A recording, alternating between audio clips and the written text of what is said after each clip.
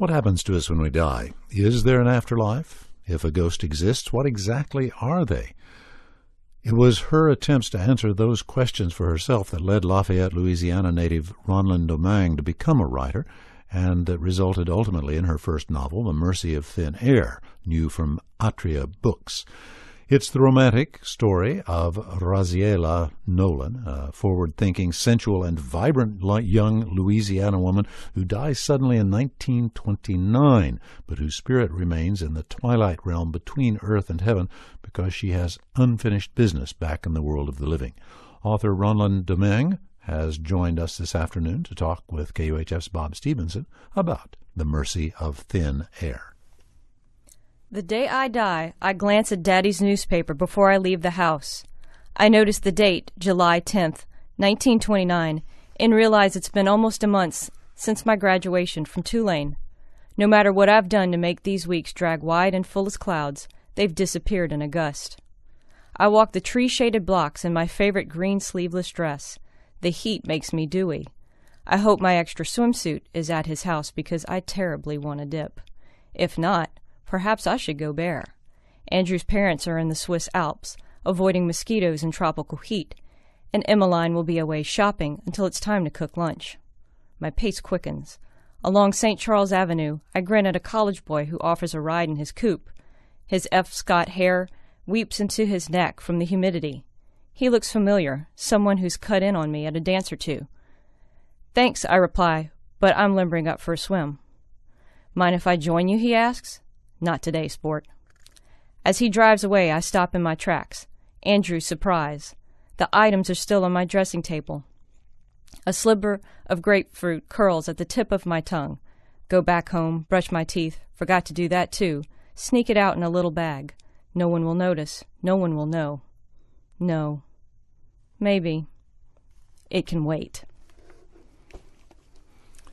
Thank you, Ronlyn Domingue, for reading that little excerpt from your first novel, your new novel, The Mercy of Thin Air, the events that take place right before the main character, Raziela Nolan, passes away in an untimely and rather sudden fashion. Yes, that's correct. Thank you for having me, Bob. Oh, it's our pleasure. One of the things that interests me about your novel is that you've added some elements to our sort of collective mythology about ghosts and the life between life on Earth and whatever comes after. For instance, there are 3 rules that apply to those who are in the in-between state, not living on Earth but not in heaven or wherever either. Whatever comes beyond, yeah. Yes. Tell us what those 3 rules are. The 3 rules are: don't linger at your grave, don't remain with your loved ones, and do not touch. And that's the really interesting one. You're not allowed to touch anybody. Right. You're not allowed to touch anyone because you are no longer what was once you. You're no longer matter. Razi would not consider herself a ghost or a spirit. She's an empiricist. She is a scientist. She was an aspiring doctor in her life. So she turned to quantum physics to explain what she was. And thus you have this strange manifestation that sort of exists between. Yes. And there's no physical you, at least not in the sense that you once knew it. Right. And so therefore you can't touch. And these uneasy, these restless spirits no longer have a corporeal, physical body, but they are able to fashion those of them who get good at it a sort of substitute body, which is a collection of energies, which in fact living humans can actually feel and detect, and therefore no touching, because the pain of the memories can be so overwhelming. Absolutely. For those who are between, they no longer have the inherent physical structures to experience touch in a familiar way, but they can knit themselves with the energy that they are. Whether it can be completely explained is another matter. But for those who are between, they don't. When 2 humans touch, we experience it in a certain way. When they do it, there's nothing familiar. Right. But the humans, the breathing, who interact with the ones between, do experience it in a familiar way, and therein lies the danger. Yes. Something that sort of kind of comes out of that fact that the folks, the ghosts, the spirits in between have no sense of touch, is that their other senses seem to sort of compensate by being heightened, which, as I was telling you before we went on the air, contributes greatly, I think, to the atmosphere and the sensuousness, the sensuality of this book, because we have all these wonderful, florid descriptions of colors and fragrances, and that seems to be a hallmark of your writing in this particular for this volume. book. That's where Rosie as a character led me. Without the sense of touch, and we know this with people who have lost their sight or lost their hearing, that the other senses overcompensate in a way. They become heightened. And for those who are between, because they are in essence part of the air, I as the author thought about, well, what would that be like? Your energy, you're part of the air, you're part of that ether, so to speak. So what would that experience be like? And I realized, well, hearing would be completely different. Sight would have a new experience attached to it, and smell and taste are linked, because if you can't smell, you can't taste. That would be a whole new element. And so as I was working on this book, before I even got to that point of the heightened senses, the ones that they still had access to, I realized that Rosie would smell memories.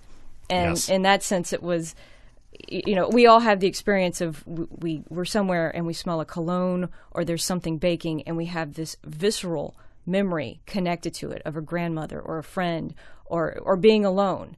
And whether it's painful or happy, it's something within us.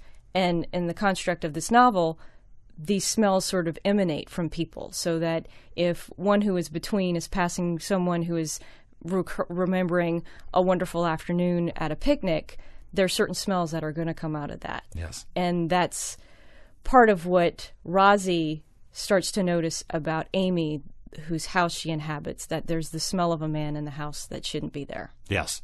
She, after the book gets underway, she takes up residence, in essence, haunts the house of a young couple living in the modern day. Correct. And it turns out that the female member of this couple is, in fact, the descendant of the best friend. That's right. Of Rosie back 70 years ago. That's right. And that's a strange synchronous connection that propels the book in a new way. And she decides that means that she had some sensitivity that she didn't realize she had. Absolutely. Yes.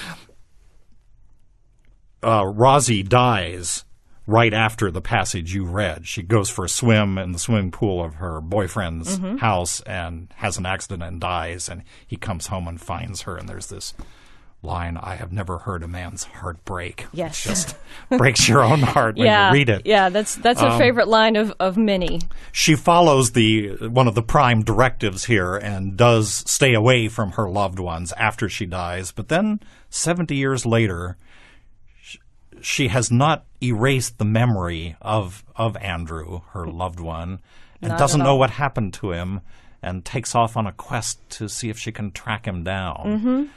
Part of the charm of being between is that you have the ability to do things that, well, you could do in life. So for Rosie, as she's compelled by watching Amy and Scott, knowing that they're having problems. The present-day couple whose house she is haunting. That yes. is correct. As she's watching them, she's feeling herself drawn into what happened to Andrew. And when she finds Twally again, her dear friend from college, Who is still alive. After Yes. all these many years, Rosie decides that she needs to confront what she didn't want to confront, and that is what really happened to Andrew, the love Right. of her life. And we suspect that that's part of the reason why she's still in this Twilight Zone suspended state, that's the unfinished some of the unfinished business right. that she needed to take I would care ask the character Lionel about what he really thinks, because he's highly responsible for nudging Rosie. He's a fun character. He's another one of the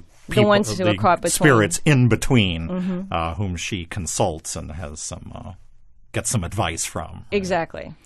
Well, It's a fascinating book, a ghost story and a romance all at the same time. And, yes, it is. A remarkable first achievement, Madam Writer. Yes, so. I'm quite pleased. It's been sold in 10 countries so far. It's a Book Sense pick. It's a Borders Original Voices pick. And I can say there are so many talented writers out there.